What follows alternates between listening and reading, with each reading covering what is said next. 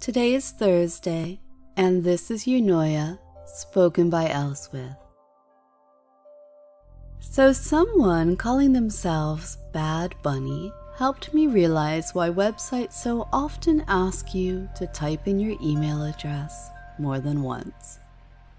I found myself offering tech support, so Bad Bunny could listen to Naughty Bunny after buying it from the shop.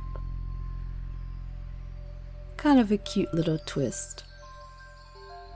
Add this to a daily message from David telling me about the dream he had of cooking for me, and I found myself procrastinating, wishing for a happy harem that was close enough to handle tech support and do useful and often impressive things in the kitchen, leaving me in peace to write. I don't mind cooking, and I've had a few conversations with people about their favorites, including things, regional dishes or desserts, pastries.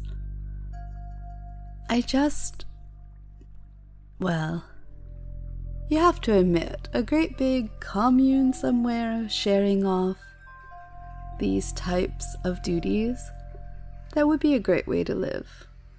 A little utopia project.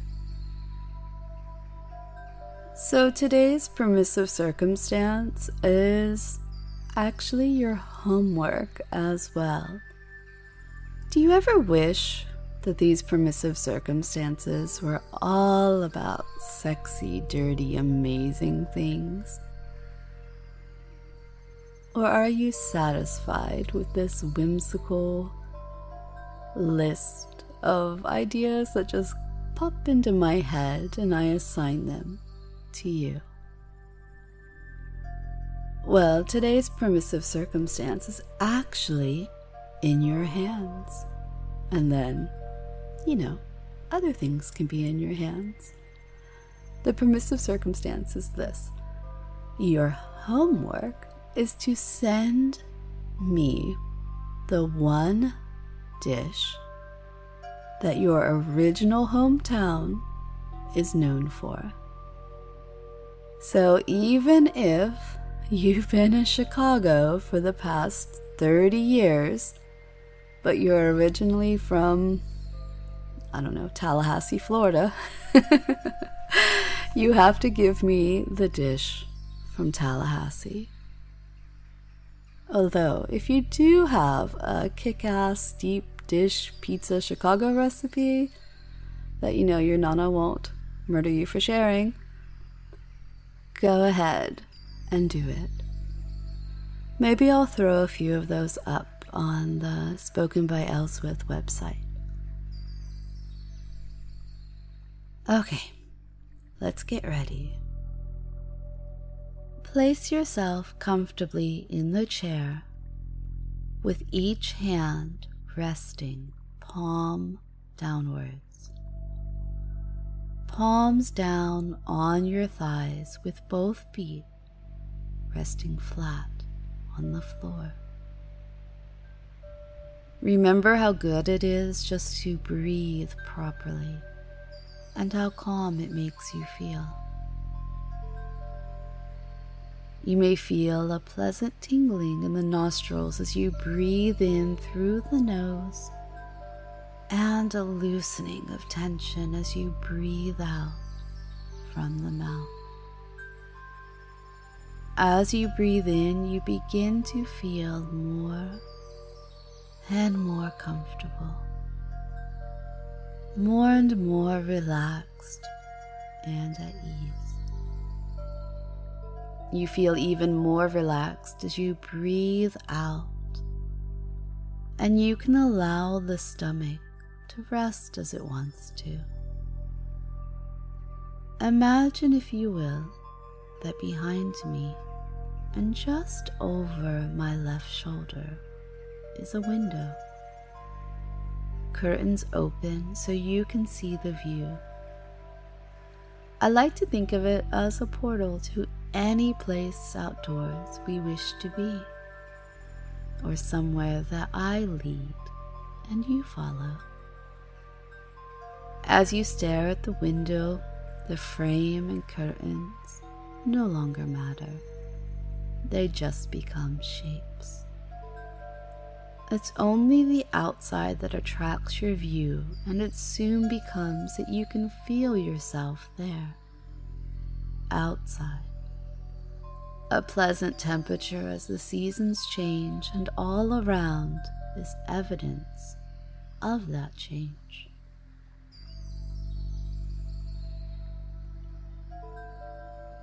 Think of yourself in the chair, the room in which you sit, perhaps the whole building, the city, or the town it is in. And know that while you're there, you can also experience here. The birds, the breeze, the wind chimes, the vibrations. Everything in the material world is made up of vibration. The material world is resonant. Listen to the chimes, the birdsong, and other tones around us. As I speak about today's word, take the time to see, feel what note connects with you and match it. As you hum, you pair the word with your own voice that no one has but you. It's your vocal fingerprint. Nobody hums like you do exactly in a body just your size, sitting right where you are right now. Wrap the word with your intention and release the vibrations of your voice. Vibrations which you send out into the ever-vibrating world. Today's word is create, and you know how your mistress feels about this one. Creating in different ways, not just the typical ones that come to mind when you think of a creative person. As you mull over today's word, I want you to push and stretch beyond the typical definition of create or creative. Notice if you're humming, if your note of intention, if those vibrations change as you mull it over.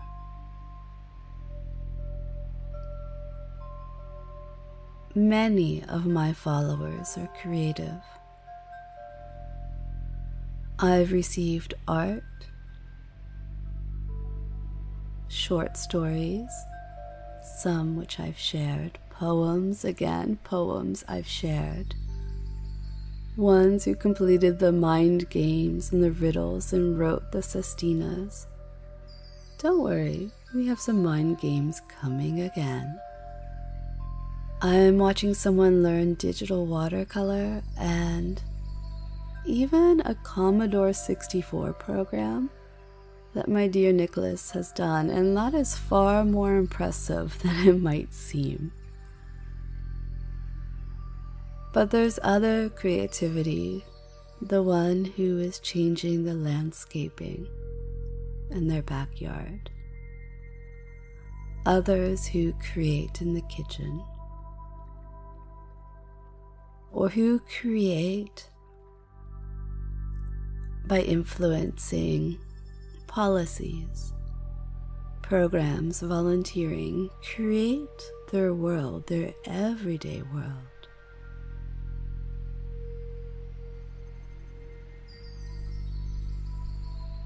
When I say that my followers are creative, if you instantly think that doesn't include you, you need to push beyond in your definition as well. Or perhaps you need to open and find what you can create.